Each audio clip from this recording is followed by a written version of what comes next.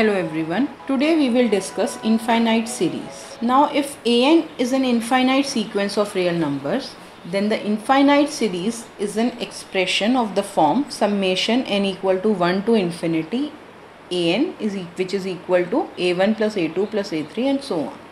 These numbers a1, a2, a3 are called the terms of the series. Now this summation we can conveniently start from 0 also or any other number. So we can denote this as summation of an.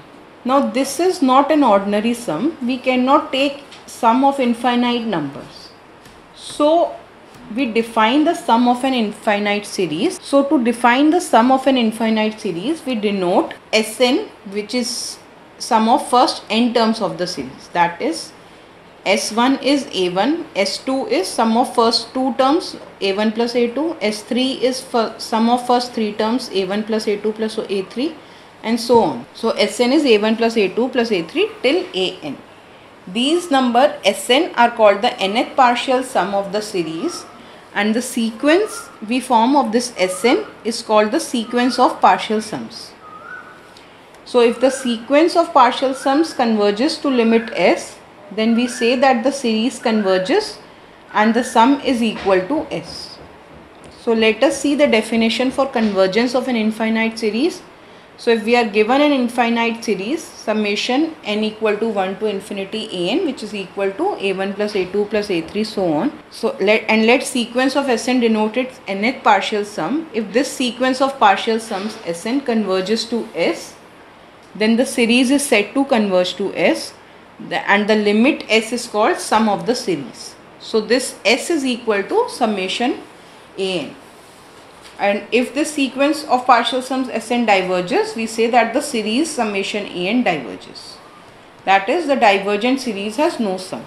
Please note that a finite number of terms does not affect the convergence or divergence of a series. So for example, if we are able to show that this summation from n equal to 4 n upon n cube plus 1 is convergent, it will mean that summation n equal to 1 to infinity n upon n cube plus 1 is convergent. We just add the terms for n equal to 1, 2 and 3.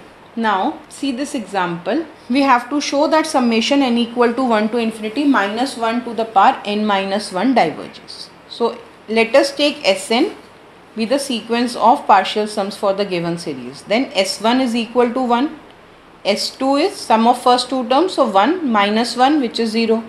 S3 is 1 minus 1 plus 1, 1 again. S4 is 0. So that is, we have Sn is equal to 1 when n is odd and 0 when n is even. So the sequence of partial sums is 1 0 1 0, which is not a convergent sequence, so this series diverges. Next we come to geometric series. The geometric series is an infinite series in which each term after the first is obtained by multiplying the preceding term by some constant. So this series is of this type, a plus ar square so on. So for each term we are multiplying by r and adding. So this series is written as summation n equal to 1 to infinity a into r to the power n minus 1. This number r is called the ratio for the series. So examples of geometric series are 1 plus 1 by 2 plus 1 by 4 so on. So we are multiplying by 1 by 2. You can see these examples. Now a geometric series converges whenever this ratio r is mod of r is less than 1, and it diverges when it is greater than equal to 1. Also the sum will be equal to a upon 1 minus r. A is the first term, r is the ratio. So let us see this example. You have a summation n equal to 0 to infinity 7 into 1 by 2 to the power n. So a is equal to 7, first term. For n equal to 0, 1 by 2 to the power 0 will be 1. So a will be 7. R is 1 by 2. Mod of r is 1 by 2, which is less than 1. So this series will converge and sum will be equal to a upon 1 minus r. So 7 upon 1 minus 1 by 2. Similarly for second case, first term will be 1 by 5. R is 3 by 2. 3 by 2 is greater than 1. So this series will diverge. You can see all these examples. Next question, you have to determine all values of x for which each of the following series converges and find the sum of the series for those values of x. So we are given summation n equal to 0 to infinity minus 1 to the power n x to the power 2n. Here it is misprint, it should be 2n. So your series will be 1 minus x square plus x4 minus x6 so on. So this is a geometric series with a is equal to 1 and r is equal to minus x square. So whenever this mod r is less than 1, it will converge. So my mod of minus x square, which is equal to x square less than 1. So whenever x is lying between minus 1 and 1, this series will converge, otherwise it will diverge. And the sum will be a upon 1 minus r. A is 1 and r is x minus x square, so we get sum as 1 upon 1 plus x square. Similarly, we can do the second part. Your r is minus x by 2, so mod r is mod of minus x by 2, which is less than 1. So basically whenever mod x lies between 2, the sum will converge and that will be equal to a upon 1 minus r. Next definition is of repeating decimal. A repeating decimal or a periodic decimal is one that has a block of 1 or more digits that repeats indefinitely. So in this question, if you have to show that summation n equal to 1 to infinity 1 upon n into n plus 1, which is equal to 1 upon 1 into 2 plus 1 upon 2 into 3, so on, it converges and we have to find the sum. So using partial fraction, we can rewrite this equation as 1 upon k into k plus 1 is 1 upon k minus 1 upon k plus 1. So now write the nth partial sums. We get that Sn is equal to 1 upon 1 minus 1 upon 2 plus 1 upon 2 minus 1 upon 3.